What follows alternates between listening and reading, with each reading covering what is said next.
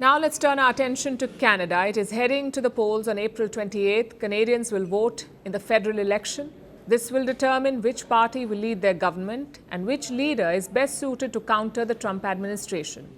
Because these elections come at a crucial time.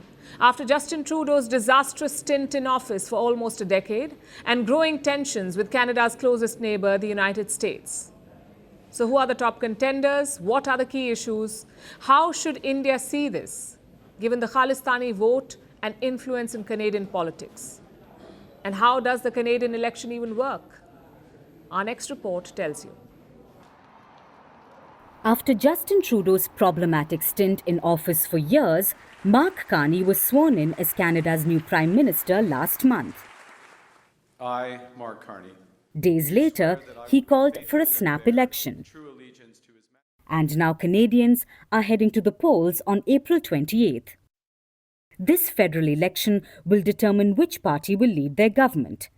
The Liberal Party, which is currently in power under Mark Carney, or the Conservatives, who hope to return to power after nearly a decade in the opposition. This election is one of the most consequential in years, given the ramifications for Canada's recent shaky relations with its neighbour, the United States, as well as India-Canada ties, which have hit rock bottom in recent months. So let's break it down. How does the election work? Canadians do not vote directly for the Prime Minister. They vote for lawmakers who represent political parties in their district. The party with the largest number of lawmakers elected to Parliament forms the government, and its leader becomes the Prime Minister.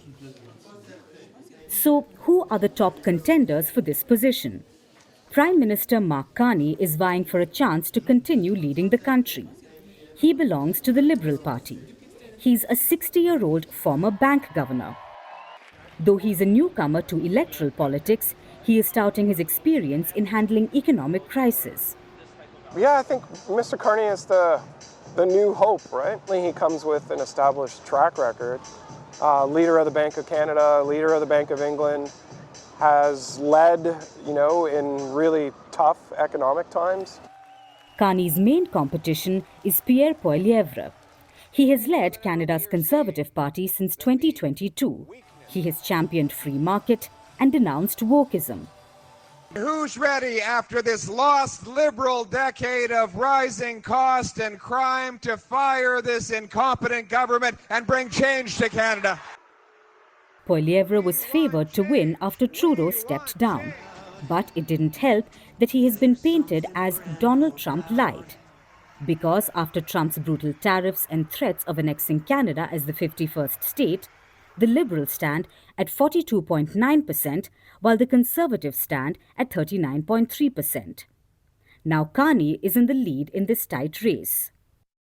This is Canada. We decide what happens here. President Trump has been attacking Canada, America's closest ally, America's closest partner. He's well-spoken and he's ready to put Canada first, I think, and help out Canadians financially as well and take on the United States. High cost of living, lack of affordable housing, struggling healthcare, and Khalistan terror also loom over the ballot. During the last election, the Liberals fell short of a majority and they relied on the New Democratic Party or NDP for support. It's led by Jagmeet Singh, a Khalistani sympathizer. While India has repeatedly urged Canada to rein in the Khalistan elements, Trudeau simply looked the other way. He faced pressure from Singh. This soured ties between New Delhi and Ottawa, and now it remains unclear if they would improve. While Carney and Poilievre are the frontrunners in this election, other parties are also on the ballot, including the NDP. According to the polls, the NDP trails at 7.2%. By next week, we'll know who will lead Canada for the next 4 years. And Canadians can only hope that if not the best man, then someone willing enough to counter Trump wins. Greeting you with aloha and namaste. I love India. Presence, occupation of a territory by another country pertains to India. What we saw in Kashmir. How do you see Trump's America? Yes, the current administration behaves differently from the previous administration.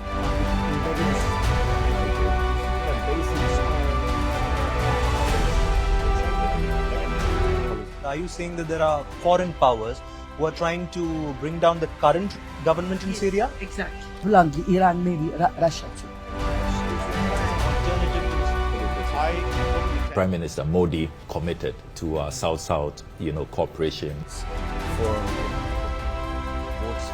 Not over 50%. Is Ukraine prepared to pay the price for that peace? No compromises at the cost of territorial integrity and sovereignty.